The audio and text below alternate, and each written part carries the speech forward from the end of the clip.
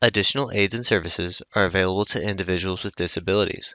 To make such a request, please contact us by email, by clicking the Help tab in the PD portal, or at pdportal@tamu.edu, by phone, including Relay Texas at 1-800-441-7323, or in writing to Train PD, PD Portal Support, 4477 TAMU, College Station, Texas 77843.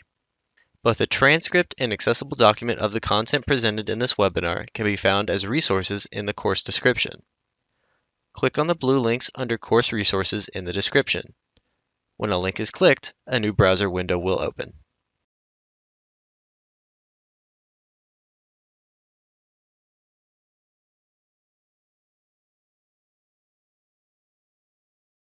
Jacqueline Aguilera's adult education career spans more than 3 decades. Highlights include partnering with the Boston-based Doorways to Dreams to pilot financial edutainment online games, Houston's implementation of the English at Work program with the local employers, and coordinating efforts leading to a Houston Tier 3 team win in the 2019 X Prize Adult Literacy App Competition. She completed the COABE State's Advocate for Adult Education Fellowship this year, and she is now an alumni in advocacy mentor. She served in the advisory capacity with the Environmental Defense Fund and the Texas Southern University to implement an environmental literacy certification component to its Green Jobs training and employment program. And most recently, Jackie was invited to join the X Prize Education Brain Trust as an integral part of their global visioneering team and the National Telecommunication and Information Administration Digital Equity Leadership Network. So lots of great things that Jackie's doing. Her service as a program manager at the Mayor's Office of Adult Literacy in Houston, Texas, has contributed to the office's local and regional impact that includes the Houston Adult Literacy Blueprint in partnership with the Barbara Bush Houston Literacy Foundation, a 35,000 book distribution to the AL providers for their clients through an award from the Molina Foundation, laptop kit distribution for provider loaner programs in partnership with the Houston Public Library, and an AmeriCorps Vista Award through Literacy Minnesota to develop digital literacy programs through digital literacy leaders and helping providers across the city's complete communities service area. So Jackie views her service journey as helping others as she was helped. So as a trainer and consultant, Jackie candidly shares lessons learned and experiences dashed with a sense of humor, believing that it's never too late to alter one's course in life. So Jackie is an advocate for community efforts that strengthen all people from all walks of life. So welcome, Jackie. We are so glad to have you today. Thank you so much. It's my honor and my privilege to be with you here today to go through what I'm calling a little voyage in part one. Yes, we're going to take the voyage in part one, and we'll do the port of call in part two, where we actually get some hands on. But today, looking at something that is all around us. It's something that has been in the news for some time, and it is a part of adult education, although a lot of times it's been seen as kind of a supplemental, and that is environmental literacy, or what I like to call the greening of our workforce literacy. So today, I hope you're prepared. One of the things that we need, as well as an open mind, is your smartphone. The question is how do you send an electronic message to a hive? We get familiar with the technology, and the more practice we do it, the better we are. So if you want to take your QR code, your reader on your phone, and go ahead and scan that QR code, you use B-mail. Excellent. I hope you guys had a little bit of a laugh. So today, what's in it for you? Well, we're going to look at exploring our green job opportunities. We're going to look at contextualized workforce learning. Now, we do a lot of discussion and training and presenting on contextualization for workforce, but here we're going to contextualize within the green economy and the green industry. So we're going to be reviewing options for green workforce literacy experiences. And I kind of want you guys to kind of wrap your minds around this concept of an experience. If we can take our classrooms, whether they're remote or they're a hybrid, or they're face-to-face. And think of it as creating an experience that suggests something that is engaging and something that has a takeaway. So if I do my job right today, I'm hoping that you will be engaged and you will have some great takeaways. There is a formula. Yay, all you people who ran away from math like I used to before I was asked to teach GED math. Here comes the formula. The cool part is it has lots of terms. So this is our formula today for contextualized literacy. Our definition of contextualized literacy is functional literacy added to environmental literacy and the workforce. So we're going to look at combining these elements to come up with the contextualized literacy for this Workforce Wednesday, which is green environmental literacy. So let's look first at functional literacy. On functional literacy, you guys, this is something that was born out of the pandemic. Fortunately, we had a great partner, the Houston Barbara Bush Foundation, that came to us when we were going, okay, this is the pandemic. What better thing to do during a pandemic than to conduct some research? So we got together with the Houston Barbara Bush Foundation, who about 6 years prior in 2014 had created a blueprint with stakeholders and focus groups on literacy in Houston. And about 10% of that report was spotlighting adult literacy.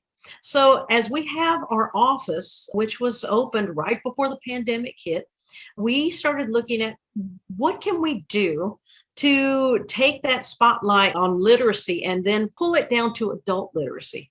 And thanks to about 6 to 8 months of work with stakeholders, students, teachers, people in the employment field, people who are involved in research for the city, national researchers, we were able to come up with this incredible document that has been taken and embraced by our mayor and has been put forth as the strategic plan for making an impact on adult literacy rates in the city, moving our field forward. One of the exciting things that came out of this research was a definition for adult education that can be used to answer that statement we usually get when we say we're in adult education, which is, oh, how nice, you teach people how to read. Well, we do a lot more than that. Our functional literacy, our mission in functional literacy involves so many aspects. And so this is what you've been doing all this time. Yes, reading is a part of it, but writing, computation, critical thinking, oral communication. Now, all of this has been contextualized and in 3 domains, and these are not the only domains in the universe. However, in our focus groups with our feedback that we collected, these domains were the ones that stood out the most. We have financial literacy, digital literacy, and health literacy. This is the new illustrated definition of adult education and what we do as functional literacy and how it applies. Now, there's a QR code there, and you can feel free to scan that code. Scanning that code will take you to a copy of the blueprint, and you will find this diagram on page 10 of the PDF. That's actually in the document, it'll say 18 and 19, but page 10 of the PDF, and you can have that for your own and start looking at that and applying it to what you do on a daily basis. But this is adult education and the functional literacy part of our equation for today. Now, the question became, how are we going to combine this with environmental and the green? And really, is this kind of going beyond our scope of what we would be doing with our students, especially if we're teaching workforce? Well, let's take a look at the environmental side. These are some key words, terms that usually when people think about environmental literacy or green, that we're looking at lessons. These are the different types of areas that usually come to mind. And looking at literacy and health, education, sustainable conservation.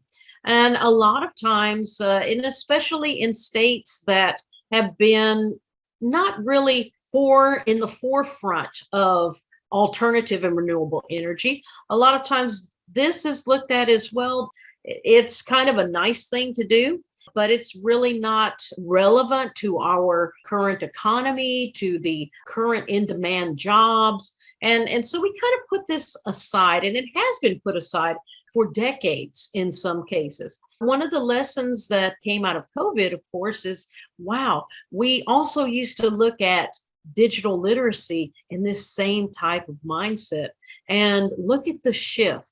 And what I want you to consider today as we walk through this greening of adult education is that environmental literacy is the next step from digital literacy. We learned that digital literacy was not a supplement or something to put in proxy. It's something that is an essential part of growing our students and growing our field. The renewable energy sector, this environmental literacy, is not just something nice and sweet and let's really be peaceful and save the planet, which it is, but there is a price tag to that. There is an economic aspect that fits when we are discussing workforce and creating jobs and moving our students forward, not just to meet the jobs of today, but moving them forward into jobs and opportunities of the future. In Virginia, coal miners who have been laid off are now being retrained because there is a Hyundai plant that is producing electric batteries for the electric cars, the EVs, the electric vehicles. Coal miners who have been laid off are being called back to be reskilled to be on these production lines. So this is growing economy. Hyundai, they opened their plant in Atlanta in Georgia, and the main focus is the EV, the electronic vehicle. This is an evolving future opportunity. So take yourself from just, let's save the environment, let's do something good to the planet, and now shifting our fundamental, our functional literacy, contextualized for environmental literacy for the purpose of exploring new job opportunities that can bring about even higher wages and longer lasting employment. How many green jobs can you list? Just something that you think of a green job. What comes to mind?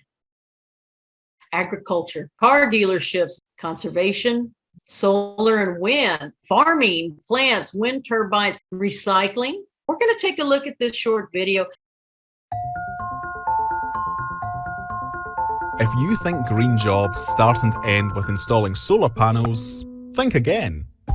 Green jobs are preserving and caring for natural habitats, maintaining EV parts and charging stations, keeping our communities clean and safe from harmful waste, installing green walls to help clean the air we breathe, developing efficient and cost-saving renewable technologies, designing compact, walkable neighbourhoods. Green jobs of all kinds are essential to our transition to a more secure, sustainable, and just economy. Green jobs foster healthier, thriving cities and help to reduce poverty and enhance social inclusion by providing stable and decent employment opportunities. If we want to build a future that works for everyone, we must rapidly prioritise and create more green jobs today.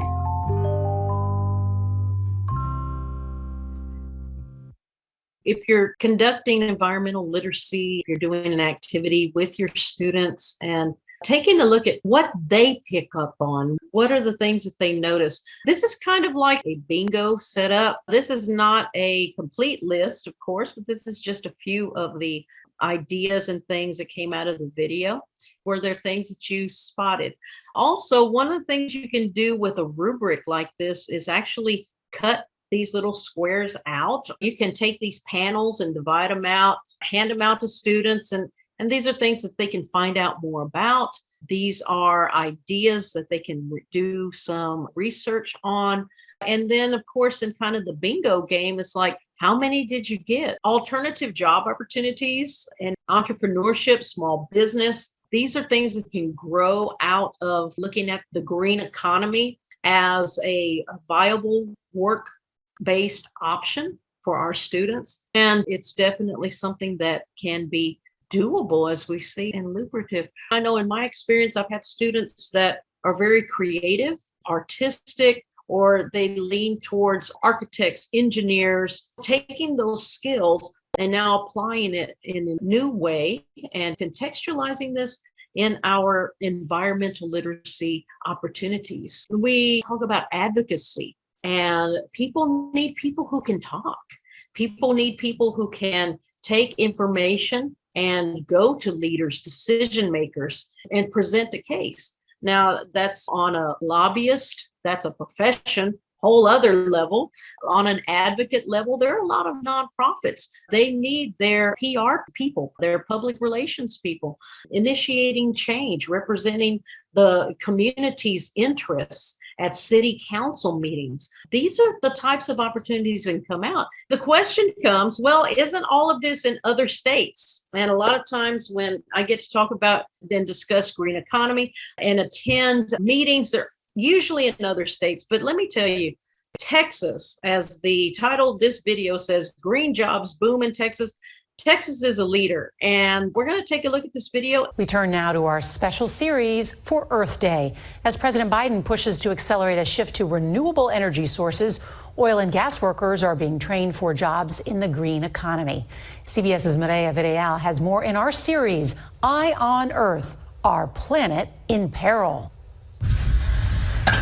In the heart of Texas, green jobs are booming. Out of the 600 folks we have on site, they're happy to be here and they're happy to, get a paycheck and feed their families. When it's done in early 2022, the Samson Solar Farm is set to be the largest in the country, spanning over 3 counties. Some neighbors wanted in right away. Other neighbors, not so much.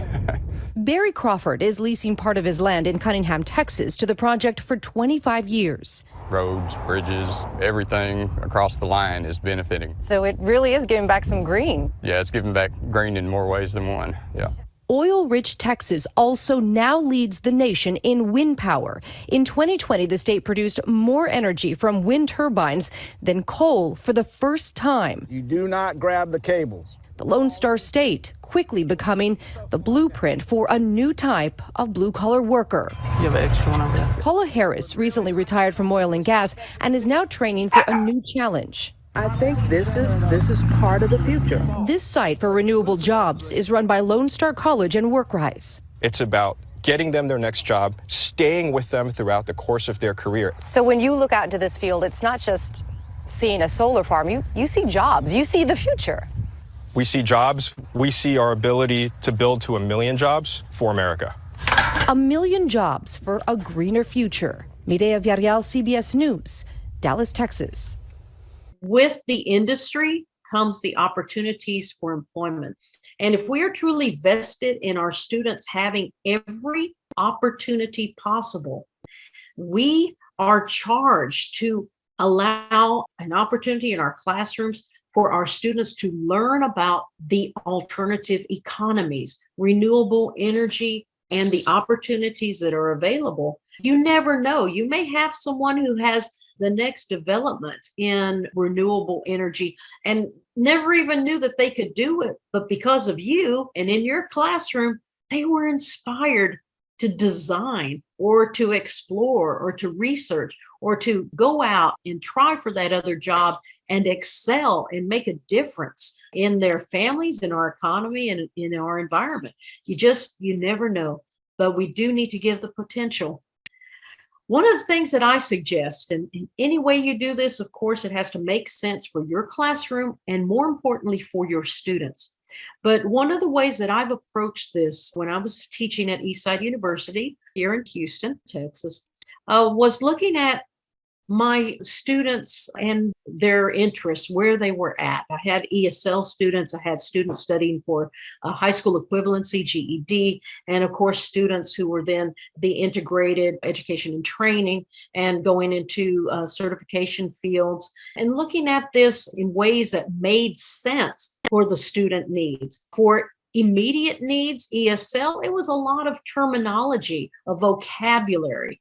For my GED students, looking at all the different areas that are on that exam. It was really how an industry functions. For the IET students, it was a lot about employment opportunities, preparation, what are the skills that are required, the skill sets, and what those types of industries are looking for. And of course, opportunities for training, opportunities for partnerships, entrepreneurship, and then of course, apprenticeship. Apprenticeship is hot, hot, hot, you guys. And making those collaborations between industries to develop apprenticeships is really a fantastic opportunity. Funding is extremely generous right now. It's something that if you are not exploring, you really should explore. Get you a partner. You have your students develop those apprenticeship opportunities. Usually those are with construction unions.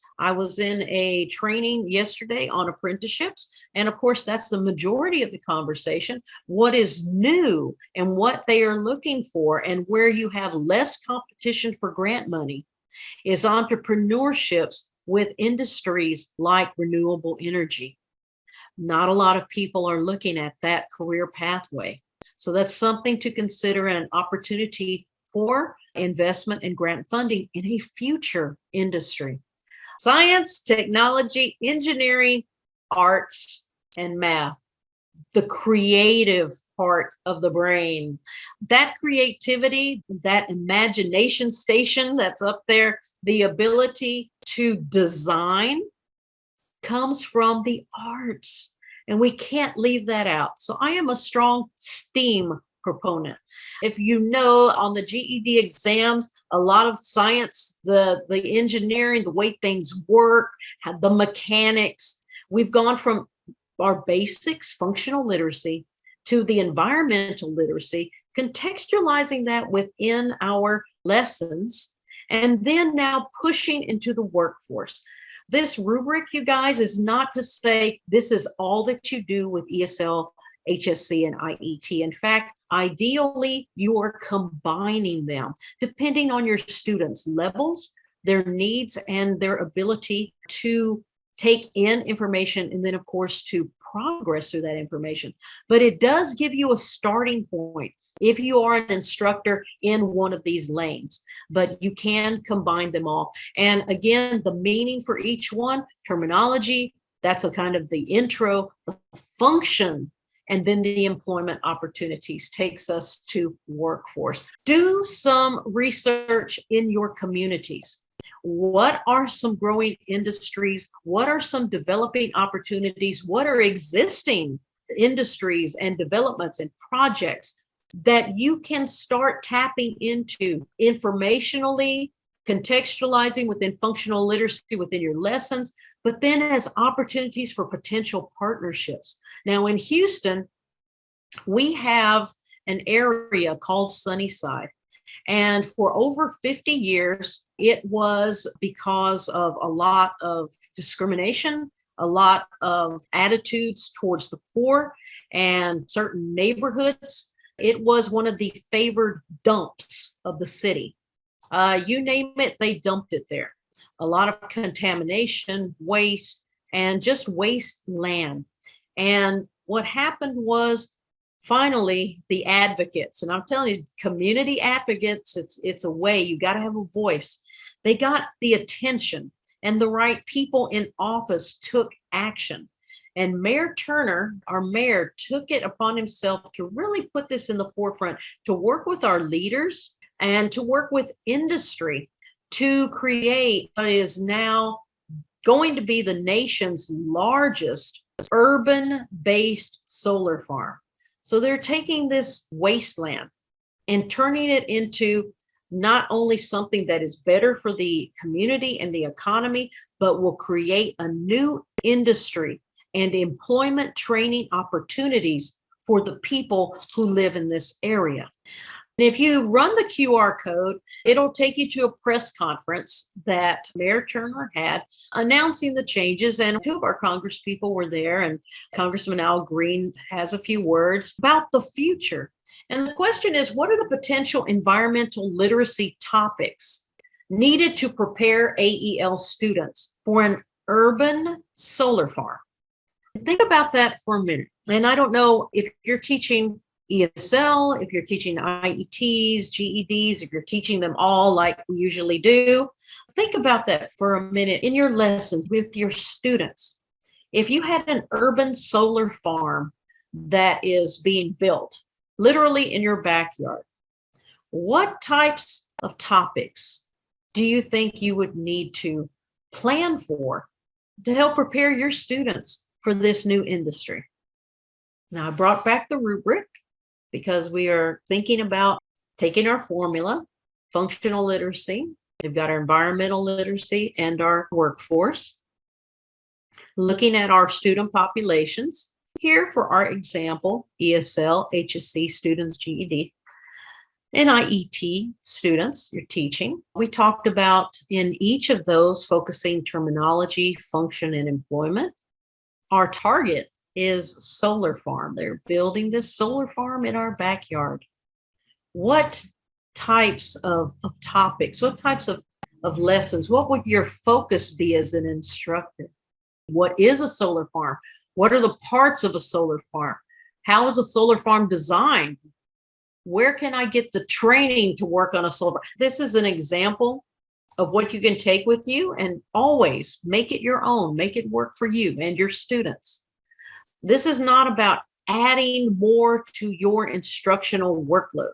What it is taking what you do anyway, the functional literacy you do every day, and contextualizing it, expanding it into including environmental literacy, green opportunities, topics, and achieving the same outcomes and goals for your students, which are to make progress and to go forward and to meet their goals and be better for their families and work. So this is a little taste of walking through this. And again, this is something you can do with your students, getting them introduced, getting that topic, getting the ideas, having them starting to think about what are the terminology needed, the functions, employment opportunities, contextualizing this as an experience. It becomes an experience for your students for takeaways. If you want to expand this idea, this concept of combining and including green lessons, energies, the economy, all these ideas, expand it out into a product. Project-based learning is your best friend. Projects are awesome because it's the application of all the discussion, everything that has been researched and brought in, debated, discussed, examined, and now you have an opportunity for some hands-on performance. We have in Houston, it's called Greentown, and it's one of, I believe, 3 in the nation. And what it does is it's totally focused on green training, green jobs, green development. It is an incredible resource, and it is really making a difference in opportunities here for people involved with the green economy. And they came up with this really cool idea about tracks and developing different parts of the environmental projects. And I like this. If you'll use your QR code, it'll take you over to this track. And each of these are expandable to explain in more detail what they are. My suggestion is to take these tracks and, of course, explore them with your students, and then let them decide either in pairs or small groups, or if they choose a track, then have them form groups. But to explore developing their own type of project as a solution or as an expansion of an environmental literacy industry or like a solution to a problem. There are 5 tracks here.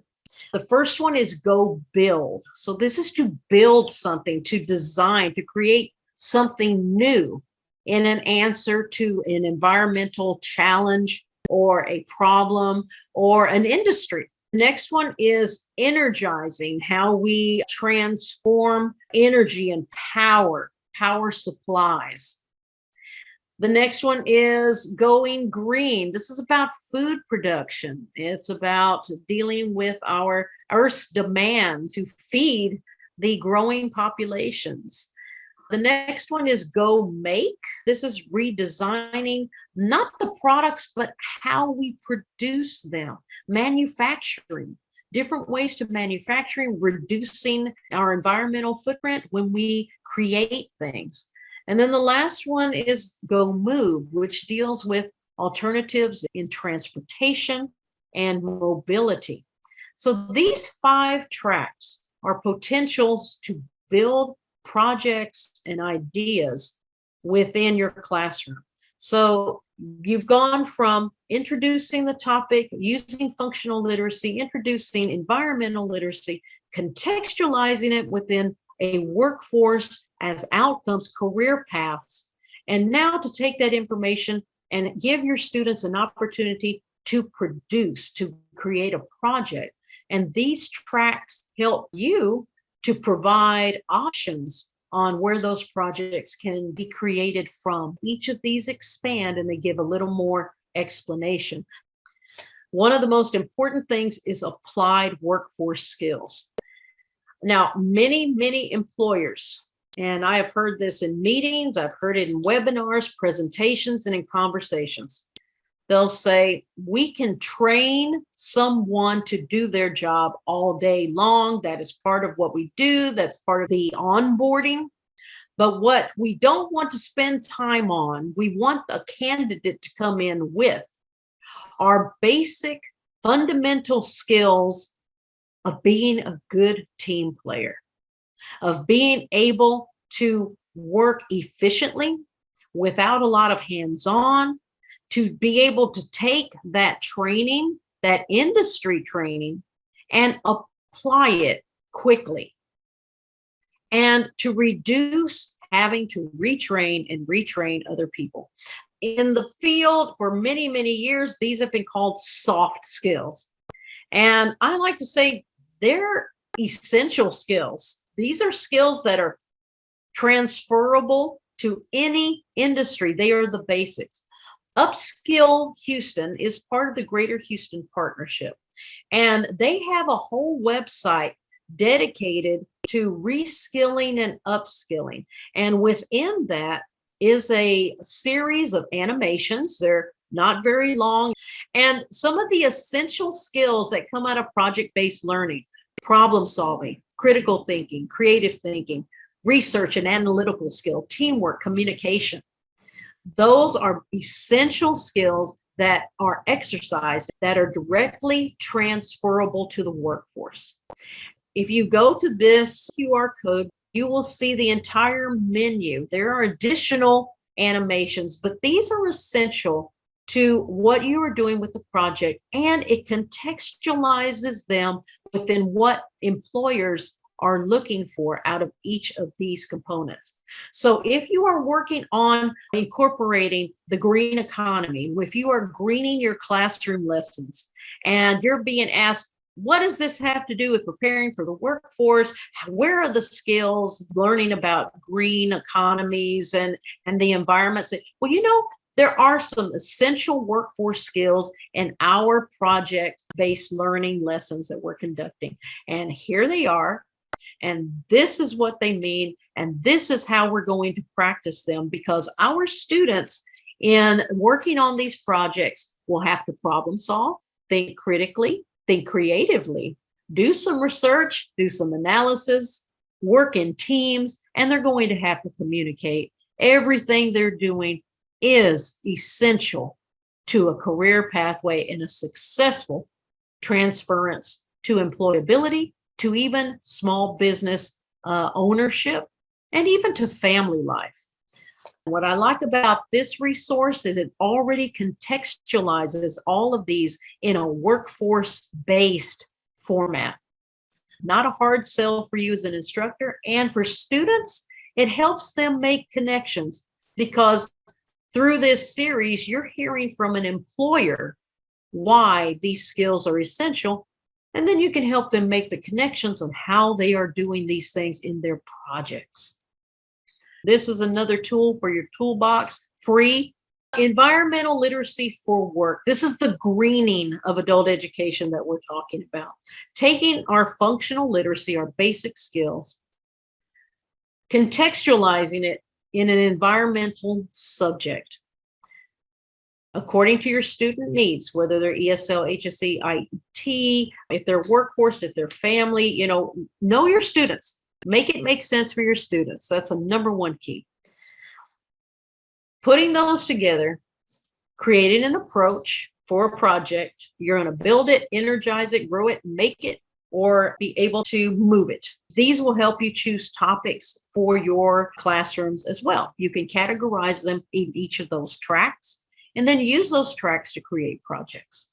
The workforce literacy component is connecting industry and transferable skills contextualized within the green renewable energy environment, industry, and opportunities for work. We hope you enjoyed this pre-recorded webinar. After you have passed the final test with a score of 80% or greater and have received your certificate of completion, please take a few moments to complete the course evaluation. Participant feedback helps Train PD at TCAL continue to provide high-quality professional development. To leave a course feedback, please go to the completed portion of your transcript. To do this, hover over the My Learning tab and select View Your Transcript. Click on the drop-down arrow next to the word Active and select Completed. Then, click Evaluate in the drop-down menu next to the course you just completed. Please note that your feedback is greatly appreciated.